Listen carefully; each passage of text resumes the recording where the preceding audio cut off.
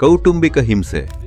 ಮನೆಯೊಳಗೆ ನಡೆಯೋ ಈ ಹಿಂಸೆ ಜನರು ಇದನ್ನ ಹೆಣ್ಣು ಗಂಡಿನ ನಡುವೆ ಆಗೋ ಸಮಸ್ಯೆ ತರ ನೋಡ್ತಿದ್ದಾರೆ ಅಂತ ಗೊತ್ತು. ಇದು ಆ ಸಮಸ್ಯೆ ಅಲ್ಲ.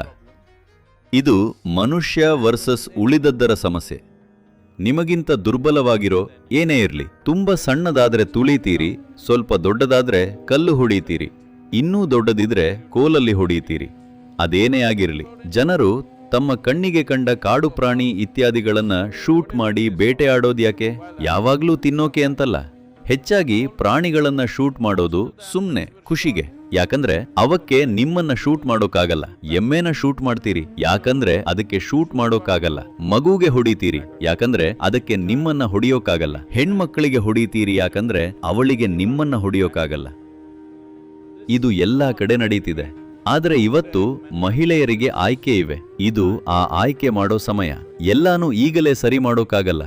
ಆದರೆ ಯಾರಿಗೆಲ್ಲ ಮಕ್ಕಳಿದಾರೋ ನಿಮ್ಮ ಹೆಣ್ಣು ಮಗುವನ್ನ ಸಶಕ್ತವಾಗಿಸೋದು ತುಂಬಾನೇ ಮುಖ್ಯವಾದ ಸಂಗತಿ. ಸಶಕ್ತವಾಗಿಸೋದು ಅಂದ್ರೆ ನಾಳೆಯಿಂದ ಅವಳು ಶೋಷಣೆ ಮಾಡೋ ಹಾಗಾಗೋದಲ್ಲ. ನೀವು ಇನ್ನೊಬ್ರನ್ನ ಶೋಷಿಸೋ ಅಗತ್ಯ ಬೀಳದ ಹಾಗಿರೋದು. ಅದು ಸಶಕ್ತೀಕರಣ. ಈ ಸಶಕ್ತೀಕರಣ ಆಗ್ಬೇಕಂದ್ರೆ ನೀವು ಆಧ್ಯಾತ್ಮಿಕ ಪ್ರಕ್ರಿಯೆ ಕಡೆ ಮುಖ ಮಾಡಬೇಕು. ಇಡೀ ಜಗತ್ತು ಆಧ್ಯಾತ್ಮ ಅಂದ್ರೆ ಮೇಲೆ ನೋಡೋದು, ಕೆಳಗೆ ನೋಡೋದು ಅಲ್ಲ. ಇದು ಅಂತರ್ಮುಖರಾಗೋ ಬಗ್ಗೆ. ನಾವೇನಾಗಿದೀವೋ ಆ ಮೂಲ ರೂಪವನ್ನ ಸ್ಪರ್ಶಿಸೋ ಬಗ್ಗೆ. ಅದನ್ನ ಸ್ಪರ್ಶಿಸ್ಲಿಲ್ಲ ಅಂದ್ರೆ ನಾವು ಬೇರೆ ಪ್ರಾಣಿಗಳ ಥರ ಇರ್ತೀವಿ.